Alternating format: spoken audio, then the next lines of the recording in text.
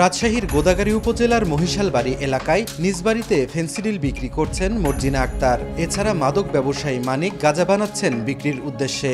গোপনে ধারণ করা ভিডিওতে তা স্পষ্ট। এক যুগেরও বেশি সময় ধরে চাঁপাইনবাবগঞ্জের চর আলাতলি ও গোদাগাড়ীর চর আষাঢ়িয়াদহ সীমান্ত দিয়ে সবচেয়ে বেশি আসছে হেরোইন। বিভাগের মধ্যে রাজশাহী, নওগাঁ, চাঁপাইনবাবগঞ্জ, জয়পুরহাট সীমান্তবর্তী জেলাগুলোর মধ্যে অন্যতম। দিনের বেলায় সীমান্ত এলাকায় কৃষকের আনাগোনা লক্ষ্য করা গেলেও রাত হলে চোরাকারবারিদের অভয়ারণ্যে পরিণত হয়। বিজিবির চোখ ফাঁকি দিয়ে দুদেশের মাদক সিন্ডিকেটের মূল হোতাদের মাধ্যমে ইয়াবা, হেরোইন, গাঁজা, ফেন্সিডিল, মদসহ বিভিন্ন নেশাজাতীয় দ্রব্য দেশের অভ্যন্তরে ঢুকে পড়ছে। এরপর চোরাই পথে আসা মাদকদ্রব্য অভিনব কায়দায় ছড়িয়ে পড়ছে দেশের নানা প্রান্তে। প্রতিবেদককে নাম পরিচয় গোপন করার শর্তে মাদকের চোরাচালান ও বেচাকেনার বর্ণনা দেন ব্যবসায়ীরা।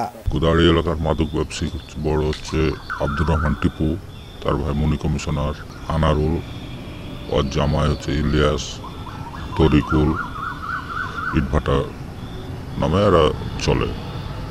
এগুলো হচ্ছে আষাঢ়দহার সাইড দিয়ে আছে এবং সুলতানগঞ্জের দিক দিয়ে আছে। ফাঁকি দিয়ে যেমন ইন্ডিয়ান লোক নিয়ে এসে বাংলাদেশের মানুষের কাছে এটা পৌঁছায় যায়। এটা আবার বাংলা বিজিবি আছে, তাদের চোখ ফাঁকি দিয়ে বাংলাদেশের বর্ডার উপরে চলে এসে দেশের বিভিন্ন জায়গাতে এটা ডিস্ট্রিবিউট হয়। আইন শৃঙ্খলা বাহিনীর অভিযানে প্রতিদিনই বিপুল পরিমাণ মাদকদ্রব্য সহ ধরা পড়ছে মাদক কারবারিরা। তবে ধরাছোঁয়ার বাইরে থেকে যাচ্ছে গডফাদাররা। রমরমা মাদক ব্যবসা করে এদের অনেকে গত 8 থেকে 10 বছরের মধ্যে হয়েছেন শত কোটি টাকার মালিক। মাদক দ্বারা ব্যবসা করে অনেকে স্থানীয় না, স্থানীয় হয়তো আশপাশে অন্য জেলা থেকে এখানে এসে ব্যবসা করে, আবার হয়তো যদি সে যখন এখানে একটা মামলা হয় সে অন্য জায়গায় চলে যাচ্ছে। বিভিন্ন তথ্য প্রযুক্তি পর্যালোচনা করে বা তথ্য প্রযুক্তির সহায়তা নিয়ে আমরা এই ক্যারিম্যানগুলোকেই খুবই সহজে আমরা পেয়ে যাই।